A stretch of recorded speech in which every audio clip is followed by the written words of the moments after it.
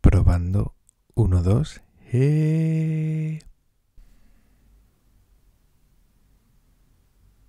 Hola de nuevo, misioneros. Bienvenidos una semana más al canal de YouTube de Misión en Japón. Soy José Ramón, sacerdote católico de la Diócesis de Madrid en España, pero desde junio del 2023 soy sacerdote misionero en la diócesis de Osaka Takamatsu, en Japón. Y cada domingo comparto con vosotros estas aventuras de ser misionero en esta tierra tan lejana a mi tierra natal, que es España. Y esta semana quisiera compartir con vosotros algo un poco complicado, un poco complejo, un poco espeso, podríamos decir, ¿no? Y alguien me diría, tío, no sabes vender tu producto. Al principio del vídeo dices esto, nadie va a seguir viéndolo. Bueno, yo no sirvo para el marketing. Eso se lo dejo a otras personas, porque pues lo mío es hablar de Jesucristo. Lo mío es la evangelización y la misión.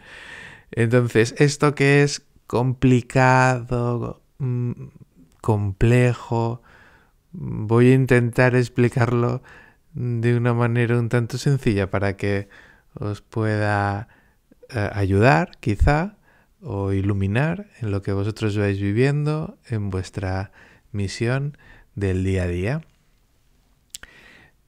¿Qué vamos a hacer hoy? Vamos a indagar en el alma japonesa. Vamos a tratar de comprender algo que está dentro del corazón de los japoneses.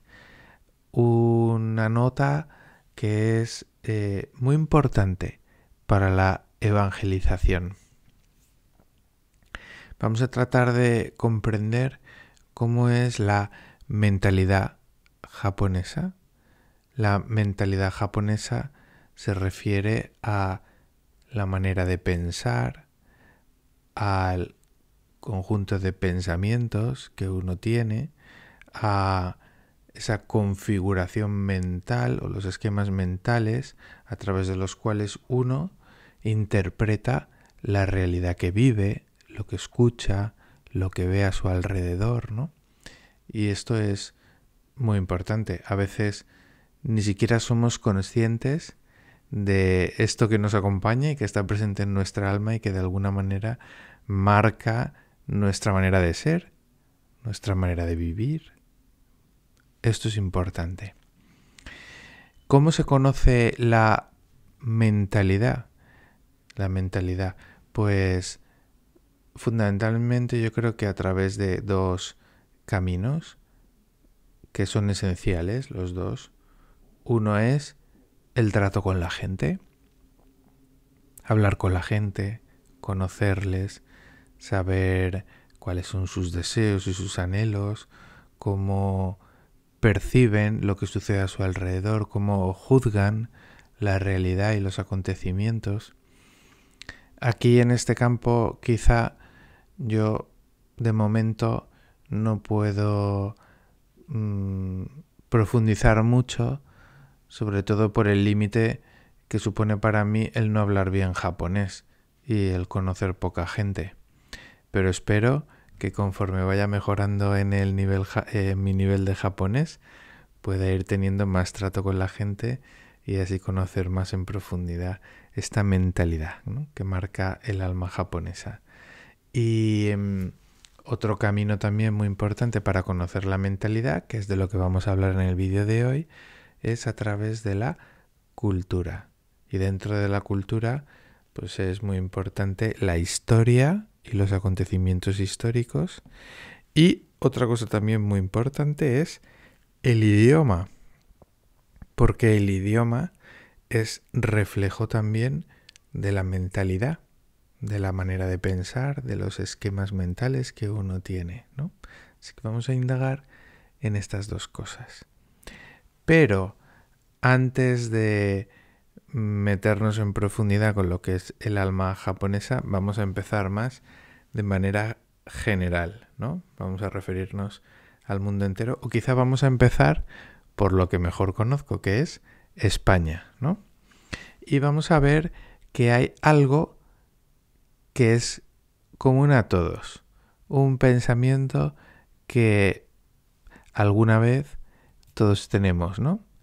Y es este pensamiento de, bueno, yo soy español, ¿no? Entonces el pensamiento para mí sería, esto es español, esto no es español. Es un pensamiento sencillo, ¿no? Que seguro que todos hemos tenido alguna vez, ¿no? Pues en España muchas veces yo veía pasar una mujer pelirroja con la piel rosácea y decía, esta mujer no parece española. Y efectivamente hablaba en inglés. O veía pasar a una mujer morena, ¿no? Y decía, o esto me pasa también, curiosamente me pasa cuando estoy en el extranjero, ¿no? Y voy a un sitio turístico donde hay muchos turistas y digo, estos turistas son españoles. Y paso por delante y efectivamente están hablando en español. ¿Esto es español? Esto no es español. Vamos a poner algún ejemplo con imágenes. Vamos a ver esta imagen de aquí. Pues esto que hemos visto en esta imagen no parece español, más bien parece ruso, ¿no? Estas señoras bailando con trajes típicos de Rusia en la Plaza Roja de Moscú, pues parecen más bien mujeres rusas y no algo propiamente español. Sin embargo, esta otra imagen, vamos a verla. Esta otra imagen sí parece española, una imagen de flamenco, con una mujer bailando flamenco y con gente acompañándola en la música con palmas, con guitarra, ¿no? Esto sí parece una imagen española. Otro ejemplo más. Vamos a ver esta foto de aquí. Pues esto no parece una comida española, aunque en España se puede comer, especialmente si uno va a un restaurante chino y pide un rollito de primavera, pero no es una comida propiamente española. Sin embargo, si vemos esta otra foto, pues veremos que esta comida sí es propiamente española. Aquí tenemos un arroz de los que yo suelo hacer, bien apetitoso, con setas, con cerdo. Muy bueno, muy rico. He de decir que estaba muy rico, ¿no? Esto es propiamente español. Así que esta idea de lo propiamente español y de lo que no es propiamente español, mayor o menor medida, la tenemos aquí, pues especialmente los que somos españoles, ¿no? Y esto crea una mentalidad y junto con esa mentalidad va definiendo también una identidad personal, ¿no? ¿Quién soy yo? Pues yo soy español, ¿no? Yo participo de estas realidades que son propias de España, ¿no? Y eso me ayuda a identificar aquello que es español y aquello que no lo es, ¿no? Y ya digo que la intensidad con la que se vive esto cambia de unos lugares a otros, ¿no? Y podríamos preguntarnos, ¿y en Japón esto cómo se vive? ¿Cómo viven los japoneses esta mentalidad, ¿no? De lo propiamente japonés y de lo que no es japonés? Pues esto viene marcado, como decía antes, por la cultura. Y dentro de la cultura, por dos elementos que son muy importantes, que son la historia y la lengua. Vamos a empezar por la historia y vamos a comentar un acontecimiento histórico muy importante y que marca de una manera muy especial la identidad japonesa, marca de una manera muy profunda el alma japonesa. Ese acontecimiento histórico se llama, vamos a poner los kanjis aquí, ¡ping! Y esta palabra está formada por dos kanjis. El primero se lee sa y el segundo se lee koku. El segundo kanji, koku, significa país y el primero puede significar cadenas o encerrar, así que literalmente significa país encerrado o país en cadenas. Porque ¿qué caracteriza a este acontecimiento histórico de Japón? Pues lo caracteriza por un cierre de puertas con respecto a todo lo extranjero. ¿Cuándo comienza este sakoku, este encerramiento? Comienza a partir del año 1603 con el clan Tokugawa y el primer shogun, que es Tokugawa Ieyasu, que es también el que comienza de una manera ya oficial, aunque antes lo hizo Toyotomi Hideyoshi, pero comienza de una manera oficial la prohibición del cristianismo y la persecución de los cristianos, la expulsión de todos los misioneros y todo lo que va a venir después. Comienza con Tokugawa Ieyasu, pero tiene un desarrollo muy importante con el tercer shogun del clan Tokugawa, que es Tokugawa Iemitsu. Con Tokugawa Iemitsu el sakoku ya se establece de una manera mucho más férrea, ¿no? Y se caracteriza por un cierre de fronteras. No se permite ni salir a los japoneses ni entrar al país si uno no tiene una autorización especial dada por el gobierno. También se caracteriza por un comercio restringido más allá de las fronteras. Solo se le permiten a muy pocos países el poder tener un trato comercial con Japón y en determinados lugares muy específicos. Por ejemplo, los Países Bajos, Holanda, es uno de esos países a los que se le permite seguir teniendo un trato comercial con Japón en una isla de Nagasaki que se llama Dejima. A través de esa isla ellos pueden mantener las relaciones comerciales. Y ahí también el sakoku se caracteriza por un control sobre la religión.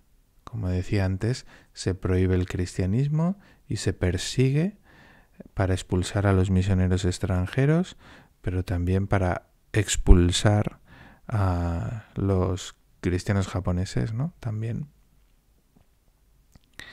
Y esto pues tiene varias consecuencias, ¿no? Pero una de ellas, que quizá es la que más he escuchado en boca de los japoneses cuando he hablado con ellos sobre este acontecimiento histórico de su historia, una de las consecuencias es que gracias a este encerramiento, gracias al sakoku, Japón mantiene su cultura, lo que es propiamente suyo. Japón mantiene su identidad como país, ¿no? Como cultura. También porque de alguna manera la presencia extranjera se había visto como una amenaza hacia su propia cultura, hacia su propia identidad nacional, ¿no? Entonces el sakoku permite que Japón pueda mantener esa identidad propia. Pero esto marca de una manera muy especial el alma japonesa y le confiere una sensibilidad muy especial con respecto a lo que es propiamente japonés y lo que no es propiamente japonés. Y le va dando una identidad nacional. Esto es japonés, esto no es japonés, ¿no? Y voy a poner también dos ejemplos que reflejan esto en la lengua japonesa. el primero de los ejemplos tiene que ver con uno de los 3 sistemas de escritura que utiliza el japonés. El japonés utiliza para la escritura el sistema hiragana, el sistema katakana y el sistema de los kanjis. El sistema de los kanjis es chino, viene de China. No recuerdo ahora muy bien si fue por el siglo VIII o por ahí que Japón adopta este sistema de escritura de China y lo adapta a su propia lengua, que es muy distinta. Entonces tiene que hacer una labor de adaptación muy costosa y muy larga, ¿no? Y después tenemos el hiragana y el katakana, que en realidad podríamos decir que son 2 silabarios, donde cada carácter representa una sílaba y siempre esa misma sílaba que se lee siempre de la misma manera, ¿no? De estos 3 sistemas de escritura, el katakana tiene su origen en el siglo IX. Los monjes budistas que van copiando los textos sagrados, pues van haciendo una labor de simplificación de los kanjis y van simplificando algunos kanjis y van utilizando los sonidos que vienen de esos kanjis que han simplificado. Por ejemplo, os pongo aquí un ejemplo. ¡Ping! El primer carácter es un kanji, el segundo carácter es un katakana. Los dos se leen igual.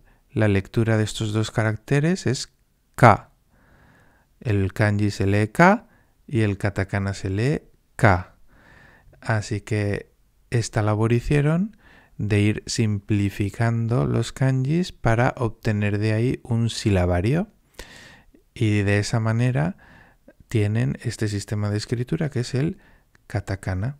Y que con el paso del tiempo el katakana se ha convertido en el sistema de escritura que se utiliza en japonés para expresar, por ejemplo, las onomatopeyas o, y esto es a donde quería llegar, las palabras extranjeras.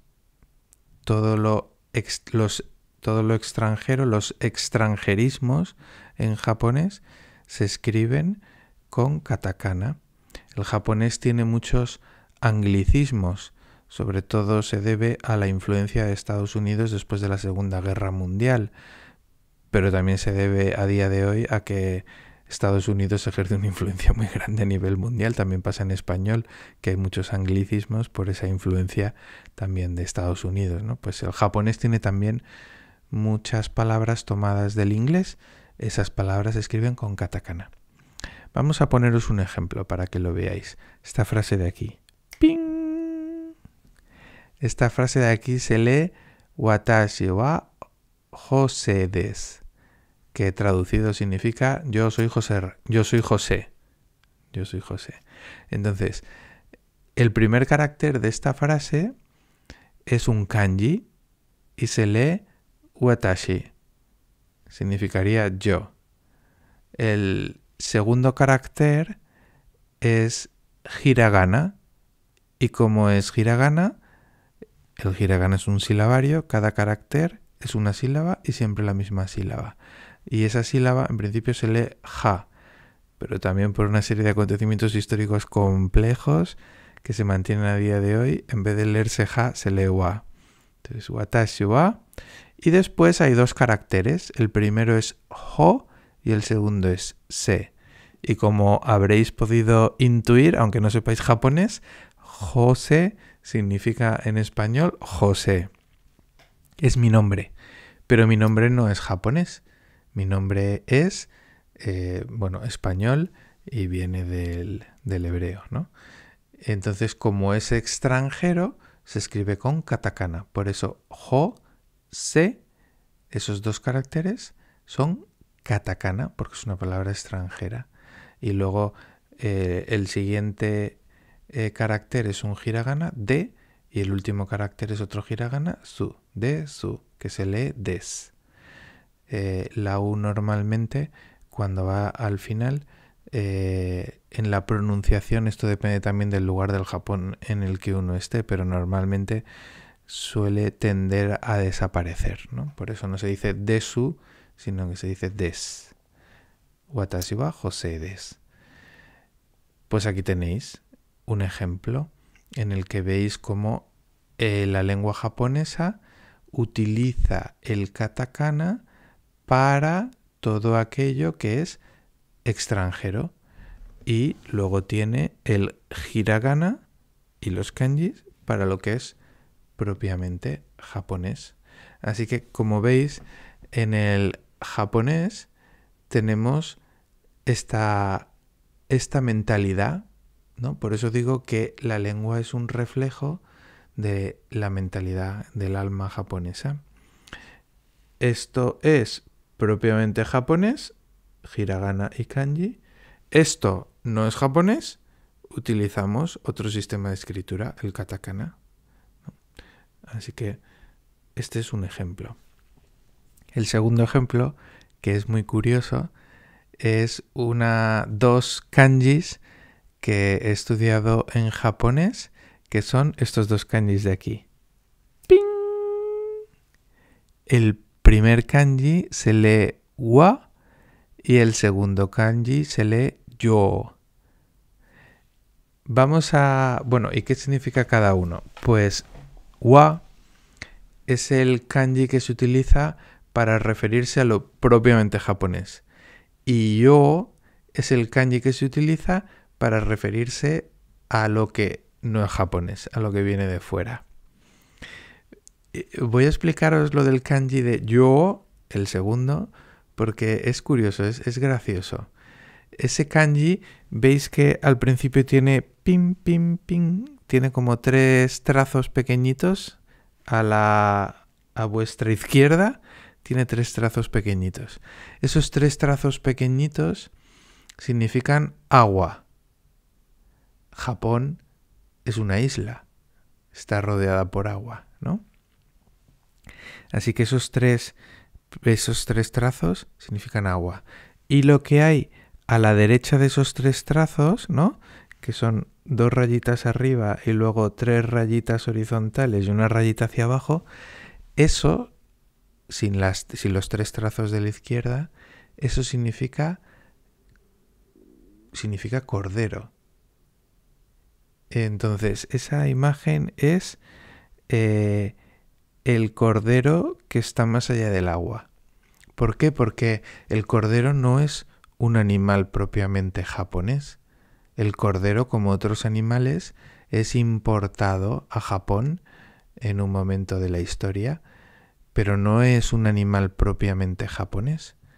Entonces, por eso significa esto, ¿no? El cordero que está más allá del agua y por tanto con esa idea se expresa con este kanji lo que es extranjero, lo que es occidental, lo que no es propiamente japonés, lo que viene de fuera, lo que viene de más allá del océano, de más allá del agua.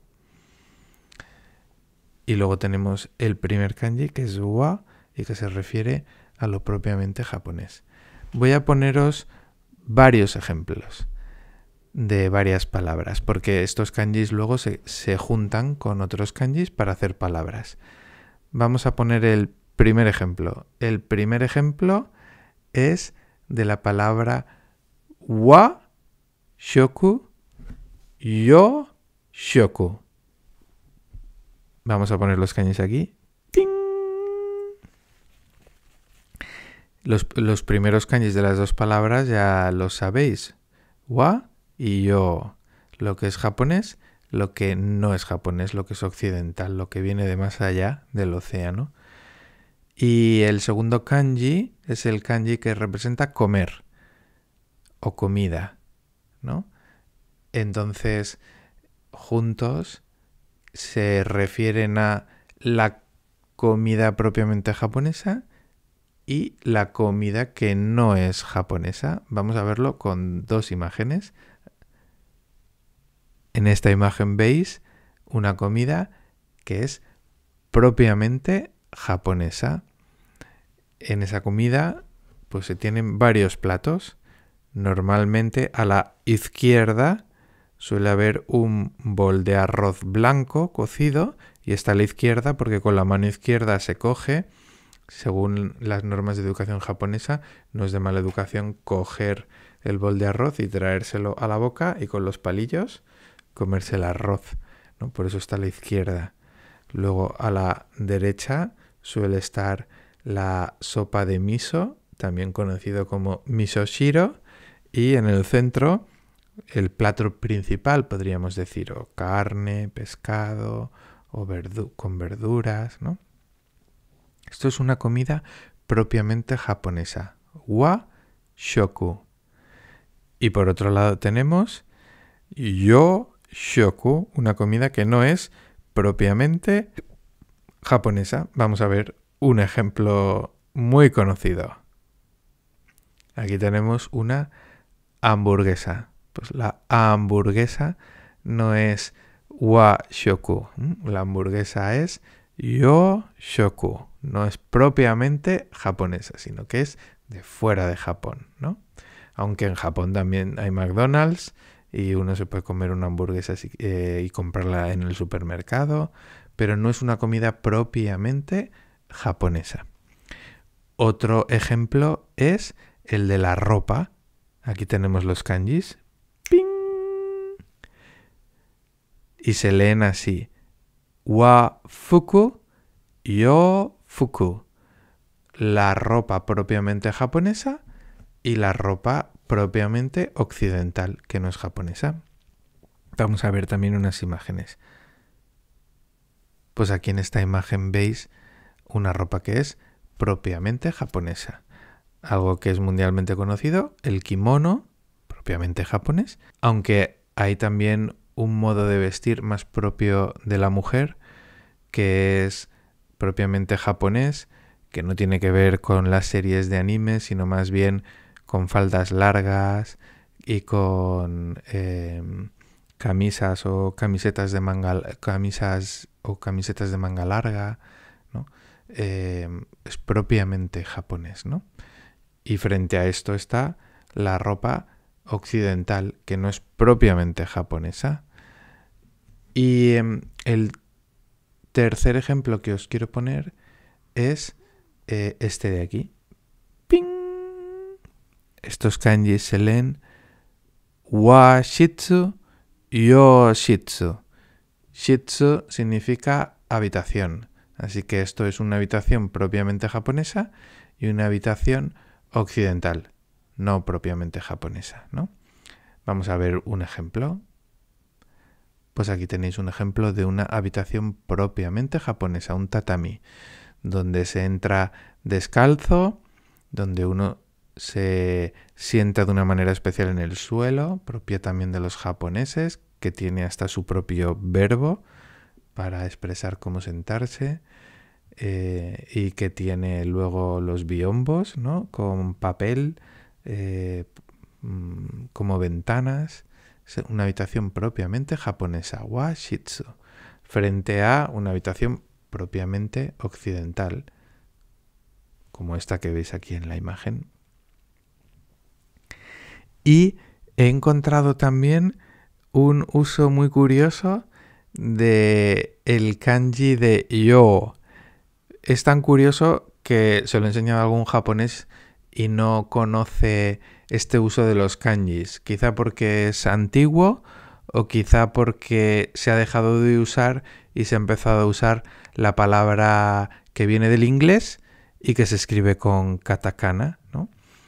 La palabra que viene del inglés y que se escribe con katakana es concreto, que viene del inglés concrete, que significa cemento, ¿no?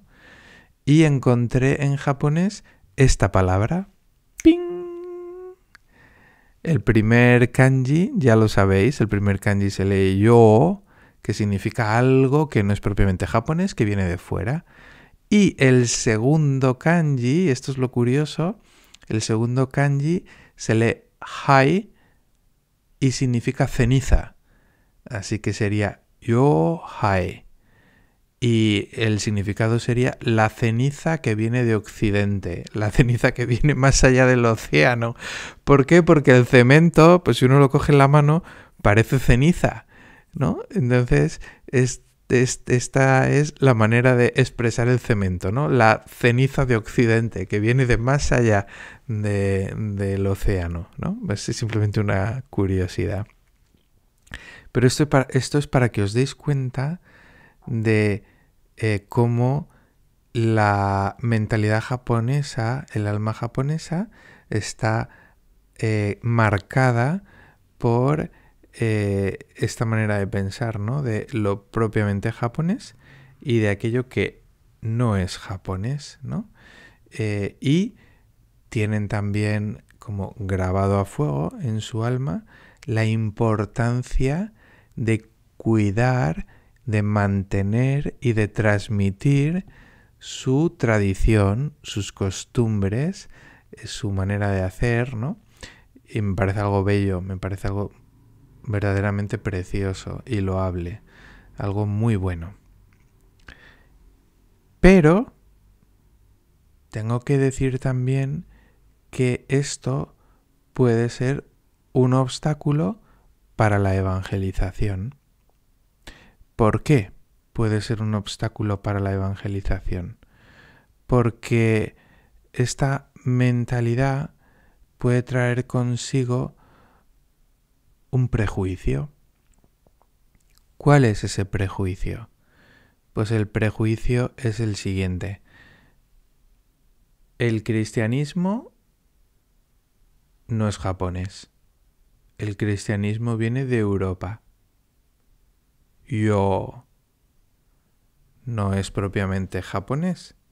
Wa, ¿no? Entonces, como no es algo propiamente japonés, pues de alguna manera también uno mantiene cierta distancia con respecto a ello, teniendo en cuenta también los antecedentes históricos de los que os he hablado, que durante tanto tiempo el cristianismo ha estado perseguido, incluso se ha visto como una amenaza para la identidad propiamente nacional.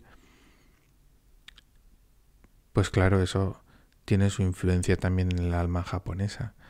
Y por eso creo que es muy importante hacer un esfuerzo por mi parte para ayudar a entender que el cristianismo no es algo ajeno a Japón, que el cristianismo no es algo importado de fuera y traído aquí a Japón y metido con calzador, ¿no? en el pueblo japonés. No. El cristianismo hunde sus raíces en lo propiamente japonés, porque todo lo verdadero es cristiano y todo lo cristiano es verdadero. Porque el cristianismo es profundamente humano y todo lo humano es profundamente cristiano. Así que todo aquello que es verdadero en la cultura japonesa, todo aquello que es profundamente humano en la cultura japonesa, es profundamente cristiano también. Y de esa manera se puede ayudar a entender que también hay unas raíces cristianas de Japón que tienen que ver con su cultura, con sus costumbres, ¿no? Por eso, por ejemplo, os hablaba en algún vídeo anterior que estoy leyendo la novela de Genji Monogatari, una novela histórica y muy importante en la historia de Japón y que tiene mucha influencia también en la cultura y en el pensamiento. Y leyendo el libro de Genji Monogatari voy subrayando muchas cosas y eso me sirve luego a la hora de predicar para explicar cómo determinadas cosas también de la historia del príncipe Genji son profundamente cristianas. Hace unos días en la escuela leímos un resumen de un cuento también muy famoso en Japón, que es la historia mitológica de un personaje que se llama Momotaro. Aquí tengo una foto del personaje, ¿no? Que nace de se llama Momotaro. Momo significa melocotón. Y se llama así porque nació dentro de un melocotón, ¿no? Y lucha contra los demonios.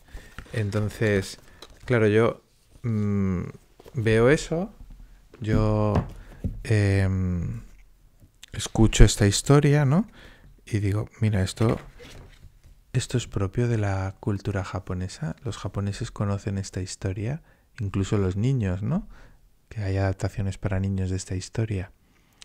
Bueno, pues vamos a leerla y vamos a hacer una interpretación cristiana de esta historia, de manera que podamos explicárselo a los japoneses y los japoneses digan, pues mira, hay cosas cristianas en esta historia. Pues el cristianismo no es algo ajeno a nuestra cultura. El cristianismo está presente también en nuestra cultura.